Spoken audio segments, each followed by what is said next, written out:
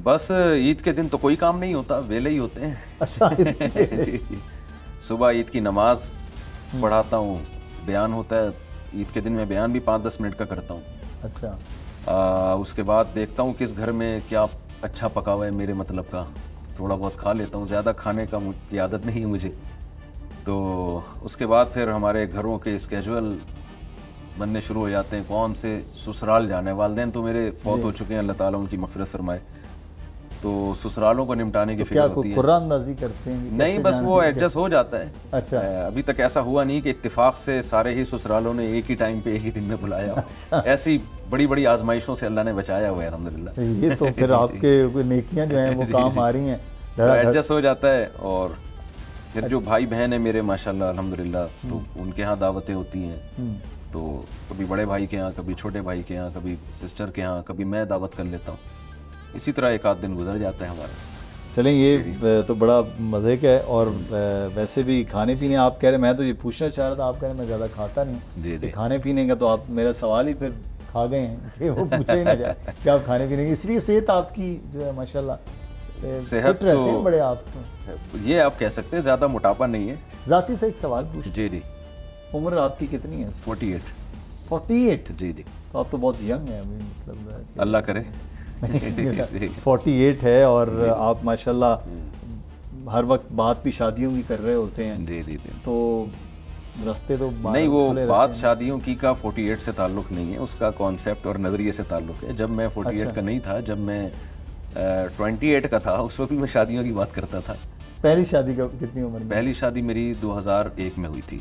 2001 में? जी जी। तो ये तो तकरीबन कोई 22 साल पहले। दूसरी शादी का ख्याल जल्दी आया था या बहुत बात? देखिए, मैं ना, मेरा एक कॉन्सेप्ट है, मेरा एक नज़रिया है। 2004 की बात है मेरा ख्याल है, क्योंकि मैं मदरसे में आ गया था। जब आप दीनी तालीम हासिल करते हैं, मेरी फ़रागत भी 2000 में हुई है। यानी मैं अच्छा जो दरस निज़ामी से फ़ारिग हुआ था और इफ्ता जो फतवे का कोर्स होता है वो करने के बाद, तो फिर लोगों से वास्ता पढ़ना शुरू हुआ। मस्जिद में इमामत के तौर पे भी मैंने नमाज़ शुरू की। तो हर दूसरे आदमी का मसला कि मेरी बेटी के रिश्ते के लिए दुआ करते हैं, मेरी सिस्टर के रिश्ते के लिए दुआ करते हैं। अच्छा, मैंने अपने एक उस्ताद से वाक़या सुना था, एक अरब आलिम शेख अब्दुल फ़ताह अबू हुद्दा, अल्लाह उनकी मग़फ़िरत फ़रमाए। वो पाकिस्तान आए थे। उनसे भी किसी ने ये दरख्वास्त दी कि जी मेरी बेटी की शादी के लिए, रिश्ते के लिए दुआ करते हैं। वो अरबी थे, वो बड़े हैरान हुए। उन्होंने कहा, बच्ची के रिश्तों के लिए तो मैंने पहले कभी नहीं सुना कि कोई परेशान हुआ हो, कि उनका ताल्लुक़ शाम से था ना। सही। तो हैरान हुए कि ये कैसे, यानी बच्ची के लिए क्या प्रॉब्लम है? उसके तो रिश्ते ही रिश्ते होते हैं, आपने सेलेक्ट करना है कि किससे करनी है। तो मैं सोचता था कि ये क्या बात है। सहाबा किराम के दौर में हमें नहीं मिलता कि कोई सहाबी नबी की खिदमत में हाजिर हुए हों कि या रसूलुल्लाह मेरी बेटी के लिए दुआ फरमा दें, कोई रिश्ता नहीं मिल रहा।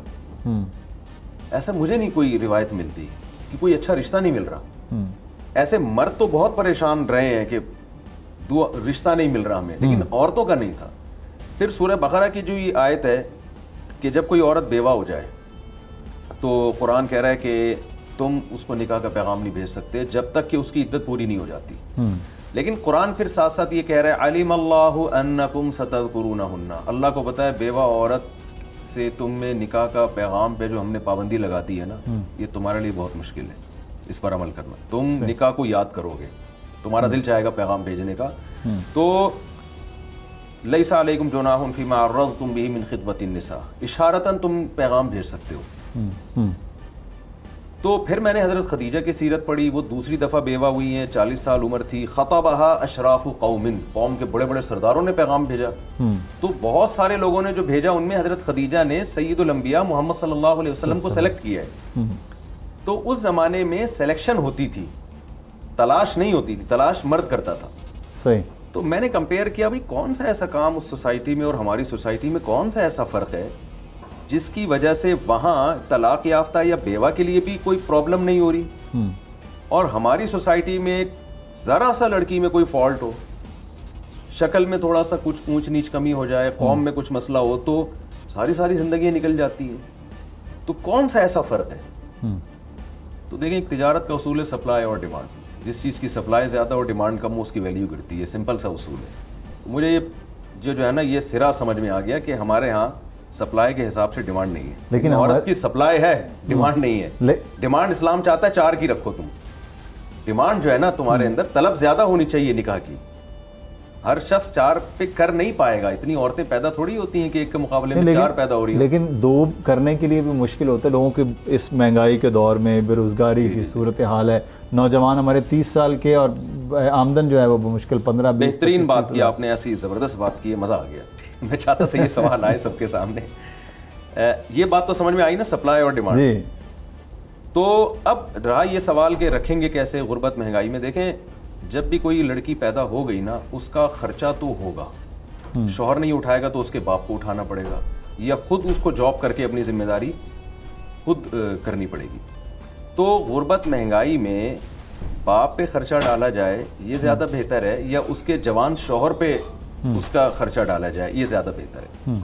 मिसाल के तौर पर लोग मुझसे कहते हैं कि मैं कैसे 4 बीवियों का खर्चा अफोर्ड कर सकता हूँ। मैं कहता हूँ यार, ऐसे बहुत से लोग हैं जिनकी 6-6 बेटियाँ हैं और बूढ़ा बाप टमाटर बेच के अपनी 6 बेटियों को पाल रहा है। वो जब टमाटर की रेडी से अपनी 6 बेटियों को खिला सकता है, तो आप उस जैसे लोगों की 4 बीवियों को इस तनख्वाह में 1.5 लाख, 2 लाख, 10 लाख में क्यों नहीं खिला सकते आप? लेकिन अदल भी तो जरूरी है ना। ये अगला सवाल, ये पहला तो हल हो गया ना। ठीक है ना, गुर्बत में इसकी वैल्यू बढ़ गई, क्योंकि आप नहीं करेंगे तो इस महंगाई में उस बूढ़े बाप को खिलाना पड़ेगा उनको, या उस लड़की को आप मजबूर करेंगे कि वो खुद जॉब करे। और इससे फिर हमारा फैमिली सिस्टम डिस्टर्ब होगा कि जब लड़की भी घर से बाहर, मर्द भी घर से बाहर, तो घर फिर घर नहीं रहता, वो होटल बन जाता है। तो रहा ये मसला कि अदल कैसे होगा, तो देखें, जब किसी सोसाइटी में किसी भी चीज़ की ज़रूरत होती है ना, और उसका कोई आपके पास ऑल्टरनेट नहीं होता, तो जो भी उसके साइड इफ़ेक्ट हैं उनको कवर करने की कोशिश की जाती है। डॉक्टर बाज़ दफ़ा आपको बहुत तेज़ बुखार हो गया, वो बहुत बड़ा मसला हो गया, तो बहुत हैवी एंटीबायोटिक डॉक्टर आपको देते हैं। आप कहते हैं डॉक्टर साहब मैंने तो पेपर पे देखा है इसके बहुत सारे साइड इफ़ेक्ट हैं। डॉक्टर कहेगा जी इसके साइड इफ़ेक्ट इतने नहीं है, अगर ये मेडिसिन ना दी ना तो उसके साइड इफ़ेक्ट ज़्यादा हैं, ये फीवर और ज़्यादा बढ़ सकता है। हमारे यहाँ ख़वातीन बहुत सारी यानी बुराई की तरफ जा रही हैं, खुदकुशियों की तरफ जा रही हैं, डिप्रेशन की तरफ जा रही हैं। माँ बाप बच्चियों के रिश्तों के लिए एक टेंशन है, उनके बाल सफ़ेद हो जाते हैं। ये जो नुकसान है ना, ये उस बेअदली के नुकसान से ज़्यादा है।